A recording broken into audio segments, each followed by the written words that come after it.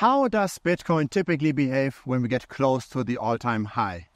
The answer, of course, is it depends, as with so many things in life. Most of the time, in the early cycles, we've seen Bitcoin simply just shooting through it. Right? We saw maybe sometimes temporary corrections of like 10, 15%. But after that, we simply just walk through this. But there was a bit of a change in the last cycle, right? We first hit our 60K, then came back down, then we went up again to 68K, and we had our interesting double top. A lot of people didn't expect that once we have broken the all-time high of 60K, that we'd peak out already at 68K.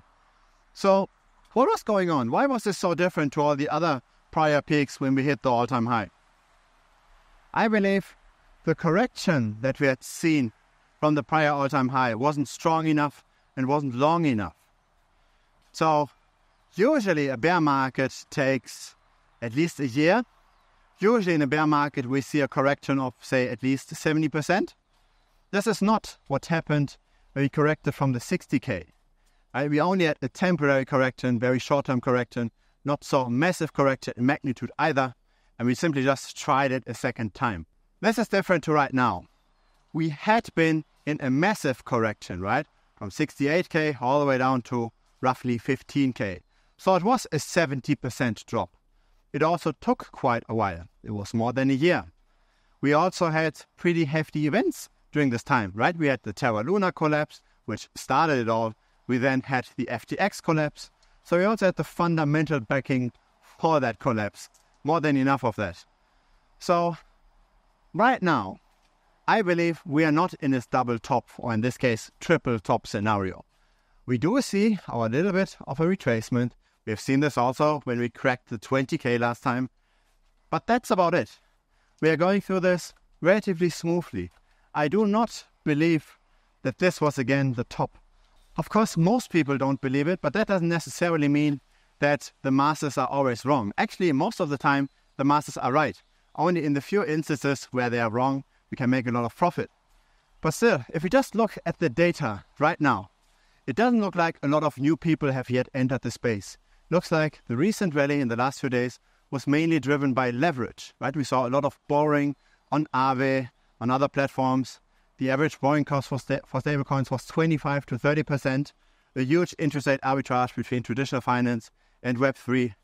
Those kind of situations aren't normal whatsoever, right? It was the existing whales, it was the existing heavyweights that were pushing this, that were anticipating all the purchasing from the ETF, that basically front-ran this temporarily. But as always, when there's too much leverage in the system, we might see a correction, and historically, that's around 10, maximum 20%.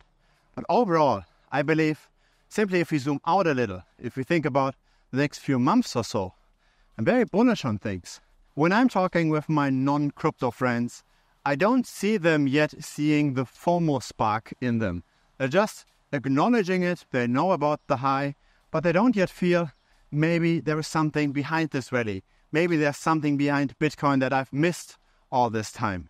They're not yet in that stage. They're not yet in the stage of buying in the rally. And that's good, because if we simply just let Bitcoin creep up for a little bit more, if we simply just let the price rise slowly, then this gives people the time, people that haven't yet entered, it gives them the time to study about Bitcoin, to learn the unique characteristics of Bitcoin, to find out how it actually does have intrinsic value, as in it can diversify away from government risk and has superior tokenomics to just fiat or even to stocks, for example. So how do we then take advantage of these massive spikes temporarily? Is the best idea to sell whenever we are spiking up due to leverage, to then hope for a crash and buy back in lower? I don't think that's actually the best idea.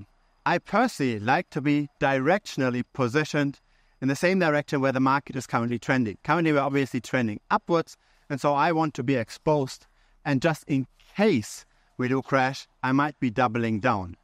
But I don't want to, for example, open a short position when we are generally in a bull market. The same way I don't want to pick altcoins and find those little altcoin gems that are undervalued in a bear market. Because even though an altcoin might be very valuable and might be good in the next bull run, I don't want to buy them and accumulate them in the bear run and see the capital get cut in half and then getting cut in half again, and then get cut in half again. I don't think that's the best way to go about this, right?